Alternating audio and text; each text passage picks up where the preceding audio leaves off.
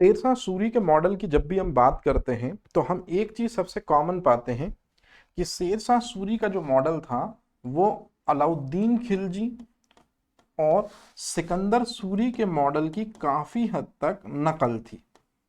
ऐसा मैं नहीं कह रहा हूं, ऐसे बहुत से सरकारी इतिहासकार जो हैं वो ये दावा करते हैं। अलाउद्दीन खिलजी और शेरशाह सूरी की यदि आप शख्सियत देखो तो ये सिर्फ और सिर्फ खुद ही साम्राज्य को अपने दम पर लीड करने में महारत रखते थे, ना कि किसी दूसरे का ये इंटरप्शन बर्दाश्त करते थे। कहने का मतलब ये कि शेरशाह जो है ये एक तंत्रात्मक शासन पद्धति पे बिलीव करते थे, मतलब सिर्फ मेरे ही इंस्ट्रक्शन जो हैं वो पूरी तरह से जनता जनार्दन तक अमल पर पहुंचे, मतलब मेरे ही जरिए पूरे साम्राज्य में जो शक्ति है उसका नियंत्रण हो, एक ही व्यक्ति के जरिए जो गाइडलाइन है वो जारी की जाए। हालांकि शासन पर नियंत्रण रखने के लिए एक तंत्रात्मक शासन व्यवस्था के अंतर्गत उन्होंने बहुत सारे कुछ डिपार्टमेंट बनाए हैं, कुछ बहुत सारे विभाग बनाए हैं, और जो विभाग अपने अपने स्तर पर काम करते थे, लेकिन सबसे प्रमुख व्यक्ति होता था सुल्तान, जो कभी भी आकस्मिक रूप से इन विभागों की जांच पड़ताल कर सकता था। तो अपने कार्यों को आसान करने के लिए या प्रशासनिक व्यवस्था को सुचारू रूप से चलाने के लिए देखते हैं कि कौन कौन से दरअसल में विभाग बनाए गए थे। इसमें सबसे पहला जो विभाग आप देख रहे हैं इसको कहते हैं दीवान विजारत।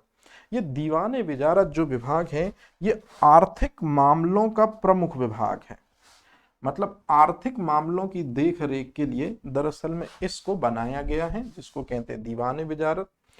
और इस विभाग से संबंधित रुपया और पैसा जो भी सल्तनत में आएगा उसकी देखरेख के लिए दरअसल में यह डिपार्टमेंट बनाया जाएगा।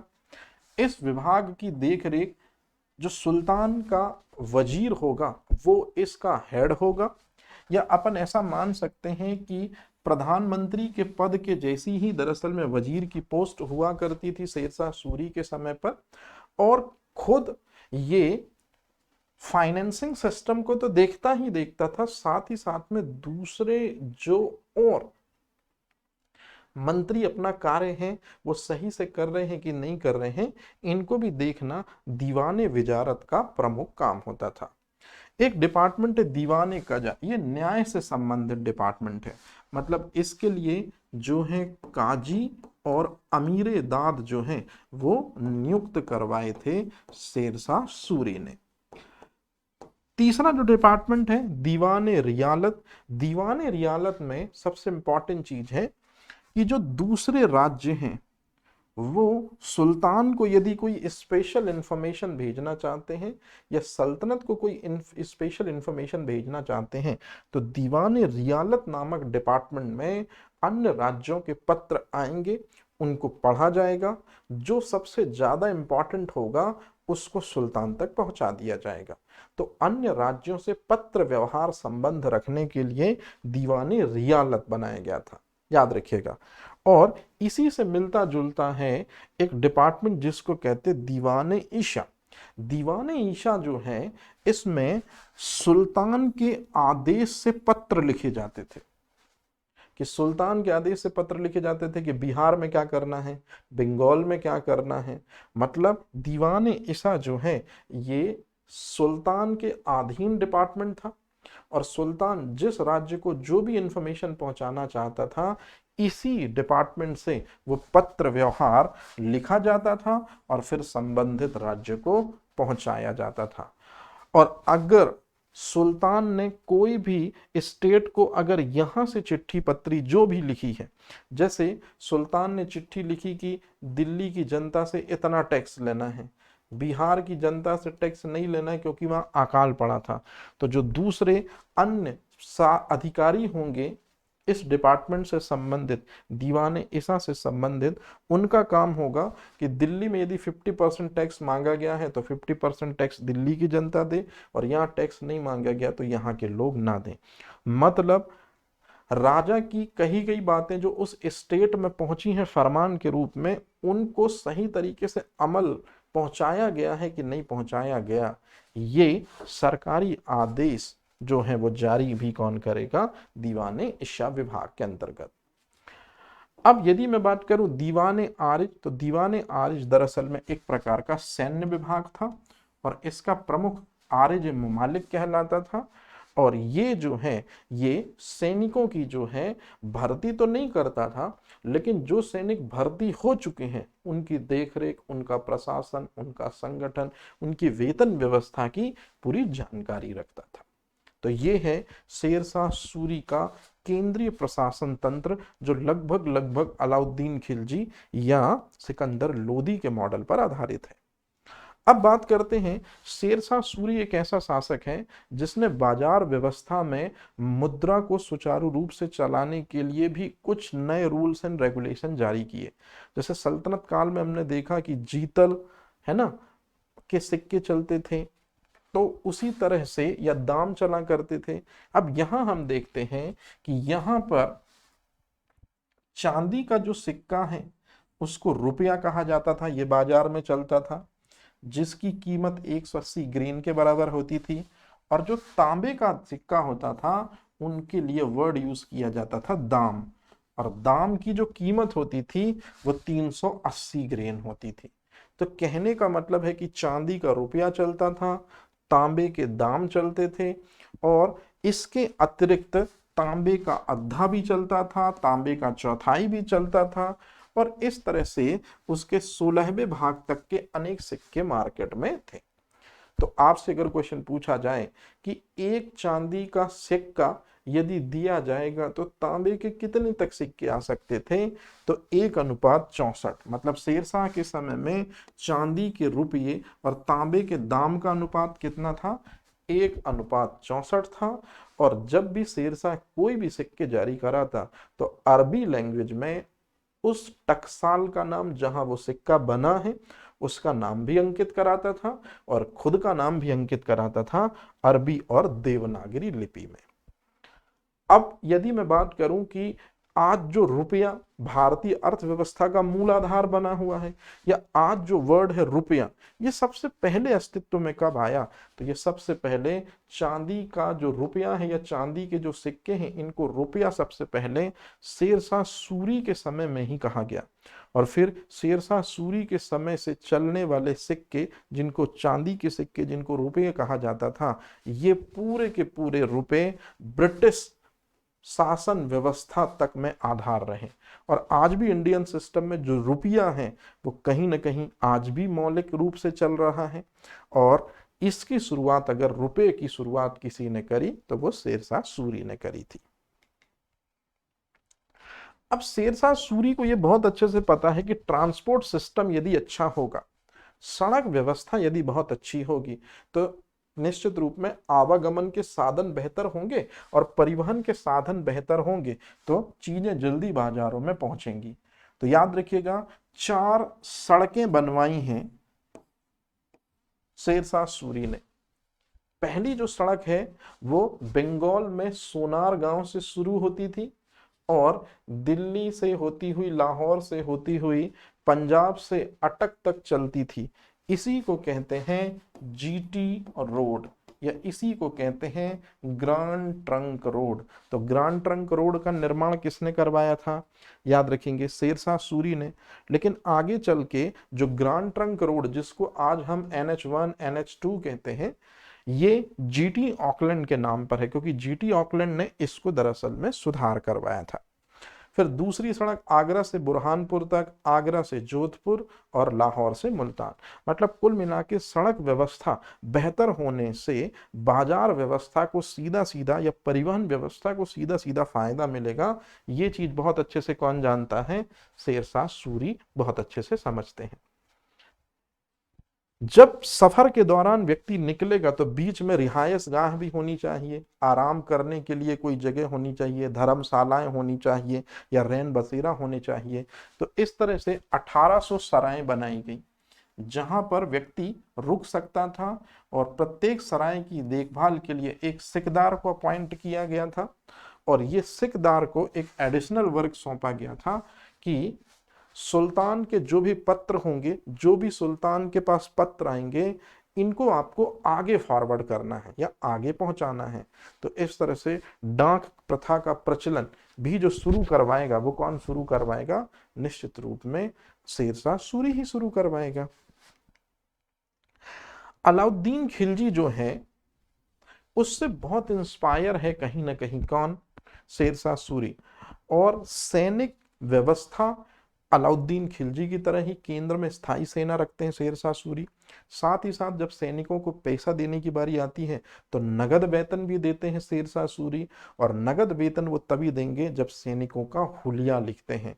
मतलब सैनिकों का हुलिया लिखने की प्रथा और घोड़ों को दागने की प्रथा, ताकि घोड़ों को भी वेतन दिया गया, इस बात की पुष्टि हो जाए, ये व्यवस्था अलाउद्दीन खिलजी के मॉडल से एक्सेप्ट की है शेरशाह सूरी ने। इसी प्रक्रम में शेरशाह सूरी जब भी लीड करता तो वो अपनी सेना का सेनापति स्वयं होता था और वो खुद बैठकर जो है आवाम में से अपने सिपह सालारों को या अपने सेना नायकों को खुद चुनता था। मतलब उसकी भर्ती जो है स्वयं कौन करता था? सैनिकों की भर्ती सुल्तान करता था। और फिर सैनिकों की योग्यता के बेसिस पर कि कौन कितना पढ़ा लिखा है, कौन कितना पढ़ा लिखा नहीं, कौन शरीर से सौष्ठव है, कौन माइंड से बेहतर है और कौन कौन सा काम किससे क्या लिया जा सकता है, तो सैनिकों की योग्यता के हिसाब से काम लेता था कौन? शेरशाह सूरी। अब यहां कुछ इंपॉर्टेंट फैक्ट दिए हैं जिनको आपको याद रखना है कि शेरशाह सूरी के समय पे जो भूमिगत व्यवस्था थी, ये भूमिगत व्यवस्था रैयतवारी व्यवस्था थी। और रैयतवारी व्यवस्था का सबसे इंपॉर्टेंट चीज है कि किसान जो भी पैसा देंगे या किसान जो भी टैक्स देंगे वो सीधा सुल्तान को उसकी खबर होगी। रैयतवारी व्यवस्था में बीच के मीडिएटर जो हैं, मझोले जो हैं, बिचौलिए जो हैं, वो अलग कर दिए और सीधा किसान जो हैं वो अपना रुपया पैसा टैक्स के फॉर्म में या रसद के फॉर्म में सल्तनत को उसमें डलवा सकते हैं या रखवा सकते हैं। शेरशाह सूरी के समय पे सबसे बड़ा स्रोत क्या था? भू राजस्व था। और भू राजस्व तभी प्राप्त हो पाएगा बेहतर तरीके से जब भूमि की विधिवत क्या करवाई जाए? माप करवाई जाए। तो भूमि की माप कराने के लिए याद करिए सिकंदर सूरी ने सन की डंडी का उपयोग किया था। उसी सन की डंडी का उपयोग कौन कर रहा है भूमि की नाप के लिए? शेरशाह सूरी। मतलब शेरशाह सूरी ने भूमि की नाप के लिए सिकंदर लोदी के मॉडल को अपनाया था और जो काफी हद तक सही भी थी। इसी में एक सबसे इंपॉर्टेंट चीज है कि शेरशाह सूरी ने जो जमीन थी उसको बीघों में विभाजित कर दिया था, जो आज भी चलता है बीघे के हिसाब से। और फिर इन्हीं बीघों के हिसाब से रिकॉर्ड तैयार किया जाता था और इन्हीं रिकॉर्ड में ऐसा माना जाता था कि जो बीघा होता था इसी हिसाब से आपको टैक्स जो है वो देना पड़ता था।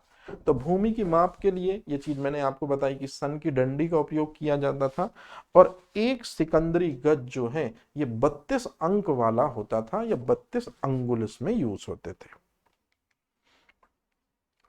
अब आगरा को भी अपनी राजधानी बनाया था शुरुआत में, याद रखेंगे, जब चौसा और बिलग्राम के युद्ध को जीत जाते हैं।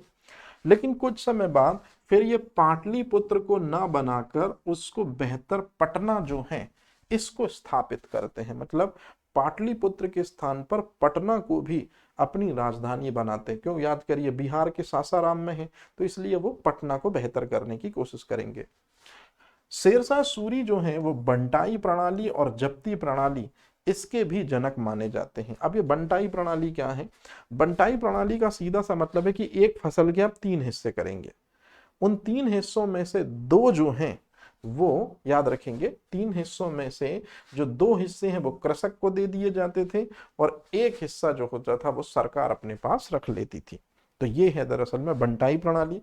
जब्ती प्रणाली जो है इसमें बीघे के हिसाब से कुछ वर्षों के लिए कर लिया जाता था। मैंने आपको बताया था कि साम्राज्य की भूमि को बीघों में डिवाइड कर दिया जाता और बीघों के हिसाब से ही टैक्स लिया जाता था। लेकिन हाँ, ये चीज याद रखनी पड़ेगी कि उपज की मात्रा कम या ज्यादा होने पर, मतलब दोनों ही कंडीशंस में एक निश्चित जो रेट होता था वो जरूर आपको सल्तनत को उसमें देना होगा। हालांकि वो ज्यादा भी नहीं होता था ना बहुत कम भी होता था। तो ये जो है वो सबसे इंपॉर्टेंट चीज है। अब यदि हम बात करते हैं कि शेरशाह सूरी की जब 1545 में डेथ हो जाती है, तो शेरशाह सूरी की डेथ के बाद उसका जो बेटा है जलाल खां, वो इस्लाम शाह के नाम से गद्दी पर बैठता है।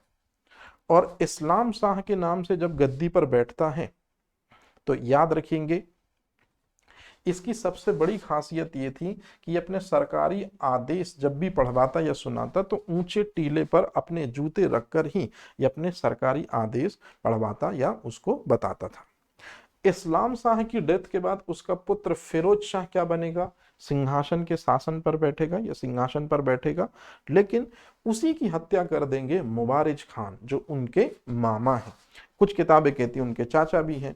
ठीक है, अब आगे चलते हैं तो 1553 में ही मुबारिज खां जो व्यक्ति है जिसने फिरोज खां की हत्या की है, यही मुबारिज खां मोहम्मद आदिल शाह के नाम से दिल्ली की गद्दी पर बैठते हैं। और जैसे ही मोहम्मद आदिल शाह दिल्ली की गद्दी पर बैठेंगे, मुबारिज खां के नाम से ये अपने एक सबसे विश्वास पात्र प्रधानमंत्री को नियुक्त करेंगे जिसका नाम है हेमू। और ये वही हेमू है जिसकी लड़ाई 1556 में किससे होती है, पानीपत के द्वितीय युद्ध में होती है। कहने का सीधा सा मतलब हुआ ये कि यही मोहम्मद आदिल शाह का प्रधानमंत्री था हेमू, याद रखेंगे ये चीज। और यदि हम बात करें कि ये जो हेमू है ये मुबारिज खां का तो व्यक्ति, ये तो ठीक है समझ में आ गया। जरा याद करिए दिल्ली की गद्दी पर अप्रत्यक्ष रूप से कौन सा सूरी बैठा था, सिकंदर सूर बैठा था। लेकिन सिकंदर सूर सरहिंद का युद्ध हारने के बाद ये युद्ध स्थल में मारा नहीं गया था, इसने जाकर नागरकोट के किले में शरण ले ली थी। और इसने जाकर जब किले में शरण ले ली थी तो उसी किले से निकालने की कोशिश में बैरम खान को भेजा गया था अकबर के साथ में कि जाओ सिकंदर सूर को तुम क्या करके आओ, लेकर आओ। तो याद करिए जब ये लड़ाई हो रही थी, पानीपत का द्वितीय युद्ध की लड़ाई हो रही थी, है ना। तो पानीपत के द्वितीय युद्ध की लड़ाई में आपने ये चीज तो सुनी होगी कि बैरम खान और किस किस के बीच में लड़ाई होती है। तो बैरम खान अकबर और सामने वाला जो पक्ष है वो हेमू के बीच में लड़ाई होती है। लेकिन इसी लड़ाई के थोड़ा सा और पहले यदि हम चलें तो जब हुमायूं की डेथ होती है तो ये बैरम खान और जो हुमायूं है ये कहाँ है। तो बैरम खान और हुमायूं मानसरेट के किले में शरण रखी थी इस सिकंदर सूरी ने, इसको दरअसल में निकालने के लिए क्या कर रहे थे, प्रयत्न कर रहे थे या कोशिश कर रहे थे। तो इस तरह से ये उतना इंपॉर्टेंट नहीं है क्योंकि इसकी चीजें आपको पहले ही क्लियर हैं, है ना। तो अब यहां जो है ये पूरी तरह से खत्म होता है शेरशाह सूरी का चैप्टर। और शेरशाह सूरी के बाद जो शासक वो कमजोर आए, इसी वजह से फिर हुमायूं ने क्या किया, दिल्ली की गद्दी को कैप्चर कर लिया। तो अगर आपसे कोई क्वेश्चन पूछा जाएगा कि शेर खां के विरुद्ध हुमायूं की असफलता का सबसे बड़ा कारण क्या है, या हुमायूं क्यों असफल रहा, जबकि शेर खां जो है उतना कुशल रणनीतिज्ञ भी नहीं था, लेकिन हाँ इल्म का ताकत उसके पास थी, पढ़ाई थी उसके पास, समझ थी उसके पास। और इसी समझ का अभाव हमको किस में दिखता, हुमायूं में।